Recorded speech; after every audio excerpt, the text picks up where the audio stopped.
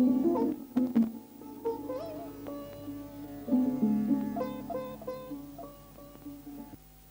attachment.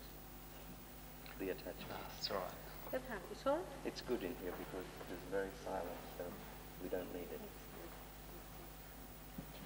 Is this the first time in the church? No, many times. Many. But to talk about Agya in the church is the first time. Very good.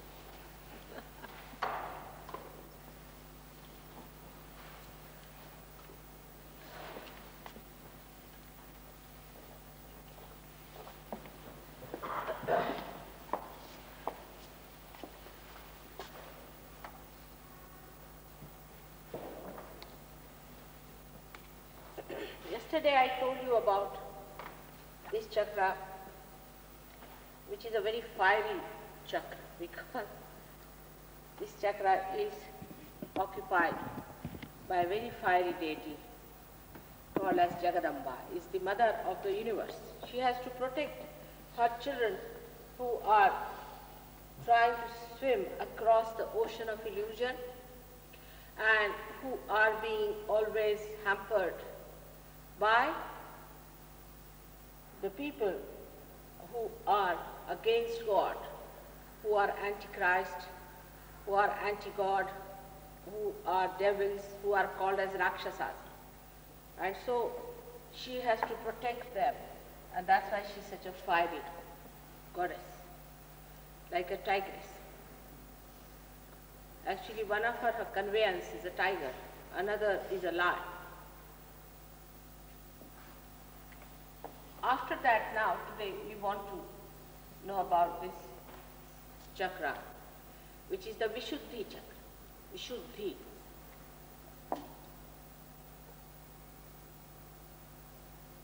America, in the map of the world, is this center, is Vishuddhi chakra.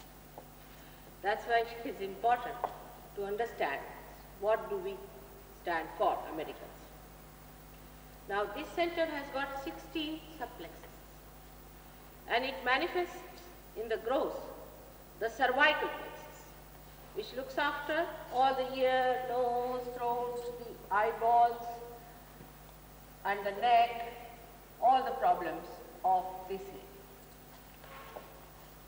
lady. The facial construction depends on this chakra. Whatever is the condition of the center, you have the expression on your face. As I told you, it has got 16 subplexuses, and all the vowels are created in this center. Of course, English language has got the vowels which are not scientifically all right, but the Devanagari script has got all the vowels are 16 in number, and that's why they are all produced here in this area. This is the gross side of the center. The subtle side of this center is that this is the center of collectivity.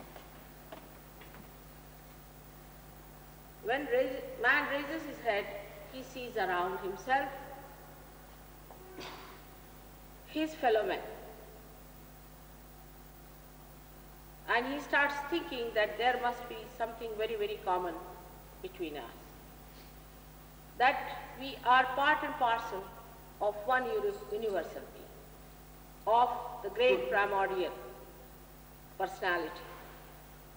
The central path of Sushumna, of ascendance, creates this primordial being, ultimately, is the final, is the complete form of this ascendance of the evolution ends up here. So this is the primordial being. If we say this is the primordial being and this is the primordial Vishuddhi, then this Vishuddhi is the one that represents what Muslims say as the Akbar aspect of God, the primordial great being. In Sanskrit language it is called as Virat. Now, this primordial being incarnated on this earth, as I told you that all this aspect incarnates the central aspect on this earth as Sri Krishna. And his power was Radha. Ra means energy, Dha means the one who sustains. Radha means the one who sustains the energy is Radha. So on the center is Sri Krishna and Radha. On the right side is his image as a king when he went away from Gokul and Mathura after killing a devil called Kansa, who was his uncle actually. He went down to Gujarat and settled down there and ruled that country. There he was called as Vithala and Rukmini. I am telling you these names because when you are raising the Kundalini, if the chakra stops there or Kundalini stops there, you have to take his name. On the left hand side is his sister, who was just born and was killed again, and she appears to us as a lightning in the sky. She is called as Vishnu Maya. All these three centers are very, very important. When you are collective, then you are ascending through this center. The power is passing through this. Actually, the root of this starts from here. The root starts from here and goes into this and then into this, crossing over. The crossing over takes there, but the root of the ego and superego starts at this point. Sri Krishna, as we know, appeared to Arjuna as a Virata, as the very primordial being. He saw him as a very huge, big personality. And he saw in him all the human beings and all the creations moving about. And he couldn't bear it anymore. He said, I don't want to see it again. Sri Krishna told the Gita, spoke the Gita only to Arjuna, only to one person. He didn't tell it to even the second person because he was born 6,000 years back. That time the maturity of people was so low that he did not tell about this to anybody else but Arjuna. And this was heard by another person who wrote it down, and Vyasa is the poet who wrote about it. The Gita is the Vedanta, means the end of Vedas. Vedas have got two sides. The first side is where the mantras are there to excite the right side, or we can say the elements, and the end of it is the philosophy. And he used that philosophy of Gita. He used that Vedanta philosophy in Gita to explain what is knowledge, what is God, what is spirit, how to achieve it, and what happens. Now Krishna's basic character of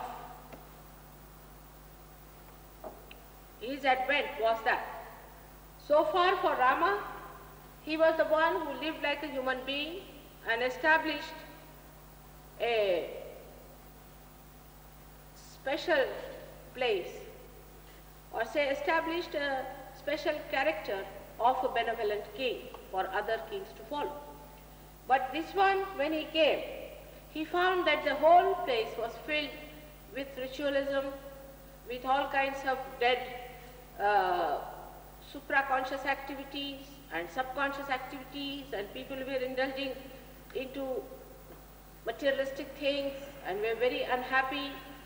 So he established himself as the incarnation of the play, Leela. That the whole world is just a drama.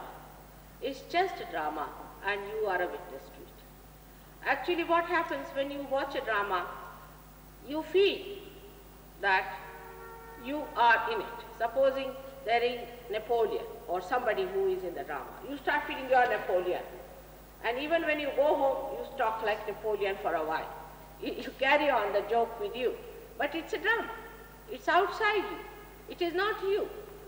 Sometimes when there is, say, a cinema or something we see, we identify ourselves with the seen so much that we cry, we sometimes feel very excited. But when the drama is over, then we suddenly realize, oh God, it was a drama. In the same way, this whole life, human life, is a drama.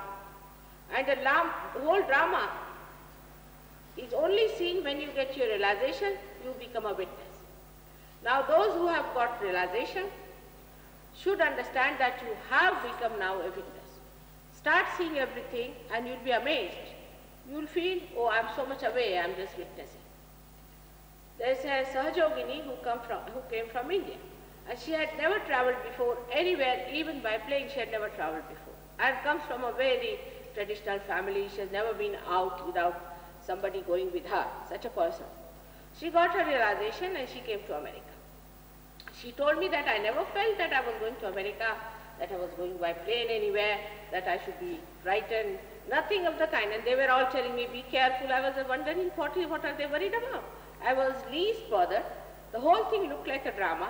I got into the plane, I came here, and there was a sea of human beings. I couldn't see my brother, and I think I got lost. I said, all right, if I'm lost, doesn't matter. I'm never lost because I'm with myself. So I was going to the taxi fellow. I was going to tell him, take me down to my brother's place. Then suddenly the brother got to her and found her. But otherwise she was saying, I was so relaxed. I was least bothered. Most surprising, I was witnessing the whole drama without any consideration about it or any awareness about it. I was just doing it automatically. That's what happens to you. You see the death and you see the life and you see the drama and you do not get involved into it. When you are not involved into it, then you are completely at ease and at peace. As I gave you the example that if you are in the water, then you are worried about the waves. But supposing you get into the boat, then you see the waves as fun. Or if you know how to swim, also you can see it as a fun. So when you get realized, when you get your realization, then the whole thing becomes like a drama and you start developing your detachment. So he is a Yogeshwar. He is the one who is fully detachment. He is a full detachment. Though he was a king, though he was having a very luxurious life, he was a detached personality. Now, he on this earth when he came, he had to have his powers with him. And he didn't know how to bring those powers in human beings because he knew he won't be able to give realization to people at that time, 6,000 years back. So, he created a method by which he got 16,000 wives. And all these wives were nothing but his powers carrying people. And there's a big story about it, which I think every Indian knows, and you can also find out. He had when he became the king, he did all this. And he had 5 elements as his wives. So his own queens, 5 of them were 5 elements, and 16,000 wives were actually his own powers manifested as human beings. And he came on this earth as Krishna, Krishi. Krishi means agriculture, means actually sowing. He sowed the seed. He sowed the seed of spirituality.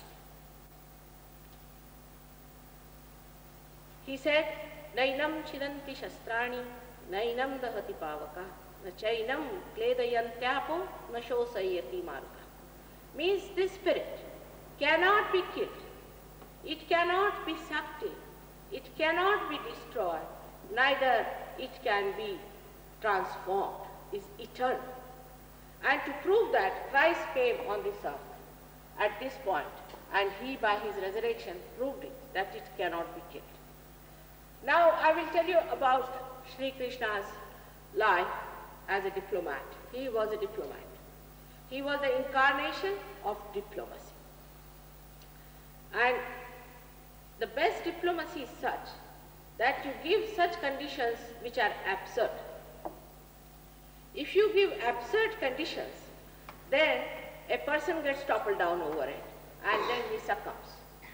Because if you approach directly someone, then the people are very half-baked and they start intellectualizing everything and rationalizing.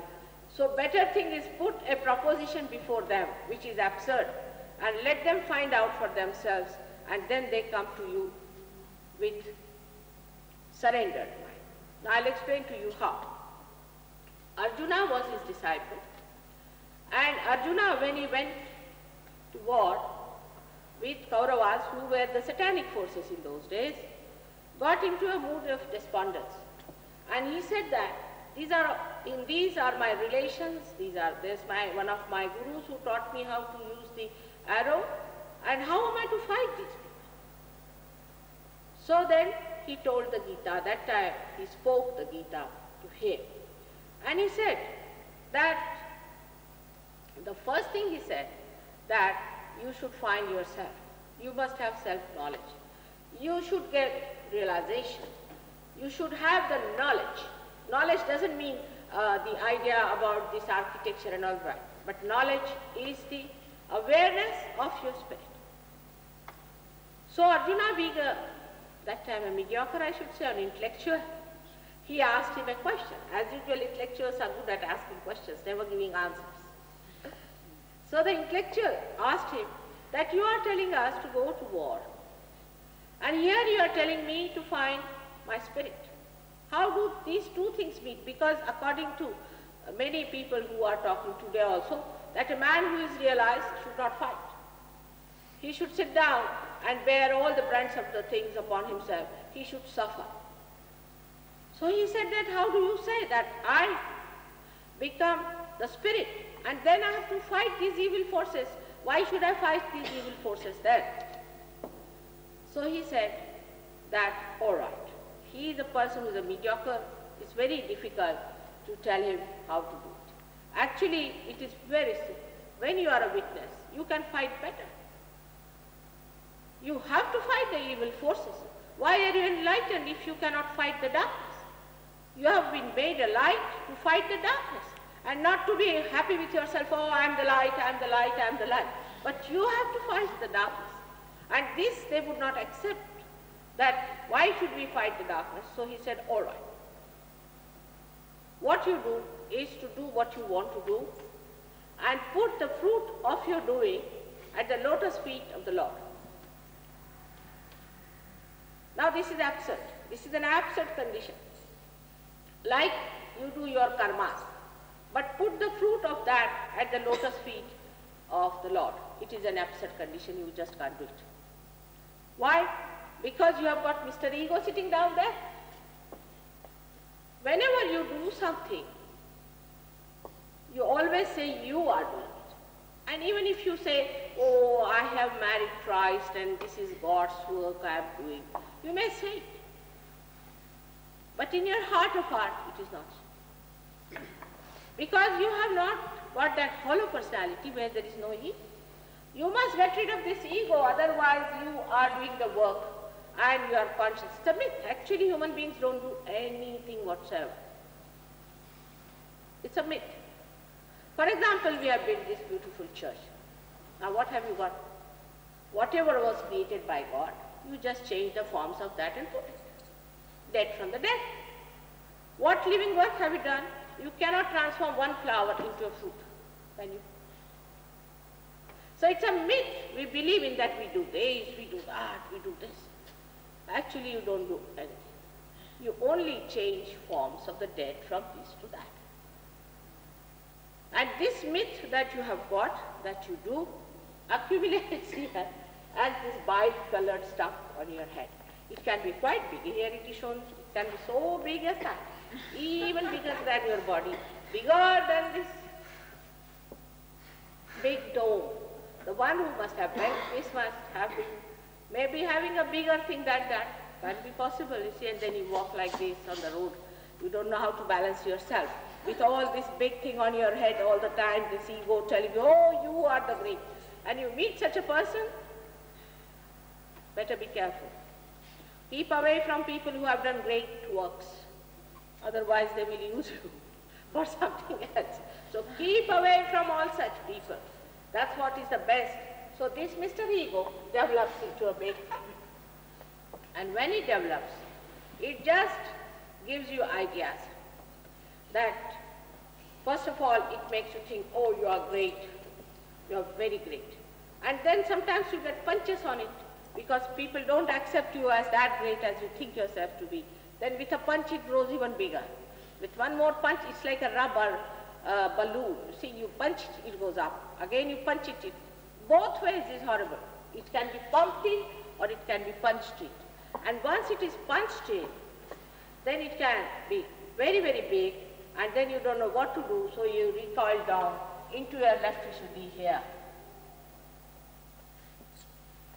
Then you say, oh, I should not have done it. Because you think by doing that your ego is hurt. You just go there to feel guilty because you think by doing that your ego is hurt. Your image is spoiled. Your so-called image of this big balloon is spoiled, so you feel hurt. Now this happening of giving it or surrendering it at the lotus feet of Lord can only happen when your realization takes place. Now those people who have got realization, what do? You say, Mother, it is going, it is coming. It's not going, it's not going. You become a third person. You raise the Kundalini, say you have a friend, you bring the friend along. The friend doesn't get realization. You don't say, I have given realization. You don't say, I raised the Kundalini. But what you do is to say, that Mother is not yet working, it's little hot beside, there's this finger burning, this chakra is catching. But you say everything in the third person. You never say, I do. Even if your son is not realized, or if your father is not realized, you will tell him, I'm sorry, you can't get realization. It is not working, it. You become the third person. And that is what it is when it flows, you say it's going, it's working, it's there. This is the theory that he tried to propound, that the whole thing should become, the karma should become a karma. Like the sun. The sun shines, but the sun is not conscious that it is shining. It's just emitting. It's not bothered. It's not conscious of it. It comes, it changes so many leaves, gives them color, gives oxygen, does all kinds of things, and it goes back, least bothered. It is just emitting. It does not require any kind of a self-satisfaction that I have done it and I am doing. That kind of a thing should happen to you when you just become an akarma. That is what he was saying. This is the karma theory of Sri Krishna. But he said that a day will come when you will get your realization, and then this karma will be sucked. Christ is the embodiment of all that Krishna prophesied or said. He came on this earth to prove it.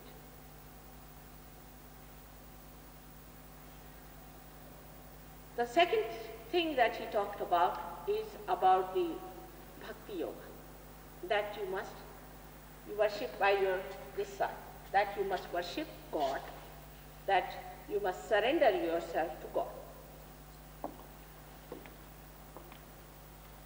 Now, when we say that we pray to God, we ask for Him, we ask everything. The way we ask God all the time, really, it's something so horrible. Like we'll say that now I want to have a divorce, get cancer for my wife, or do this for, all sorts of things we ask for. We say that we are in the war, we should win, the enemy should be lost, and all sorts of things we ask for God. God must be fed up the way we ask things. But whatever it is, to surrender at the lotus feet of God, through your worship, Krishna has been diplomatic again. He said that if you have to do bhakti, worship, it should be ananya. Ananya. Now this word is the most diplomatic, and he used it again and again with all these scholars, and all these people have missed it. Ananya means when there is not the other, when you are connected. You must do this surrendering when you are connected, which is very true. Without connection, if you start doing any bhakti, whom are you doing the bhakti? If there is no connection, supposing I am sitting in London, you are here. You are writing letters after letters, letters after letters, I never receive them, I never read them, I have nothing to do with it. So what's the use? You must have some connection with God Almighty. Then whatever bhakti you do, it has a meaning. So before realization, the bhakti has no meaning. Like these mad people, Hare Rama, Hare Rama, Hare Krishna. By saying these things, if you can achieve anything, then it is the easiest. But the one thing that you spoil is the center. You spoil the worst of all, and they always get throat cancer. The reason is that first of all, you spoil the center. You spoil the center because you go on saying Hare Rama, Hare Krishna too many times. What is there to take God's name like that? It's very, very cheap thing. If you are realized, you don't have to take God's name like that. There's a protocol of God. If you have to take His name, you have to take it properly with a protocol, even after realization. But you just want to say Christ, Christ, Christ, Christ, Christ, Christ on the way. Christ will be so angry with you. What is it? Is he such a cheap thing? First of all, you spoil the name here by taking, mechanically. Physically you spoil this throat. When I also speak too much, I have to get some sort of a soothing thing for my throat. So you can imagine a person who is not realized, who has no idea as to what name to be taken. He takes that name all the time, the mantras so-called that are given to you. You get spoiled this, plus you spoil this mantra because this left side, because you have taken the unauthorized name of Sri Krishna. So you are in for a throat cancer. If you want to get it, you better join this Hare Rama, Hare Krishna cult. And they think they are very near Krishna. How will they recognize Sri Krishna? But this chakra is the best among us for one reason. If this chakra is spoiled, say, smoking spoils it a little bit. In the beginning, if it is too much smoking, it spoils very bad. Then from the cervical plexus, the nerves go down on both the sides. And the sensitivity in the hands is so little that when you start feeling the vibrations, you may feel a jet of air coming out of your head, a great jet, but in the hand you may not feel anything at all. There are many who just don't feel anything. In the beginning they just don't feel because their hands are no sensitive. They have done greatest harm to their cervical plexus. And that's why this chakra is stopped. It doesn't give you the sensitivity, though the Kundalini has crossed through. But gradually then Kundalini spreads on the sides and gives energy to this center, which passes through the system, and then you start feeling in the hand the all-pervading power, which is the knowledge. Otherwise people don't feel it. They may feel it in the head, but not in the hand.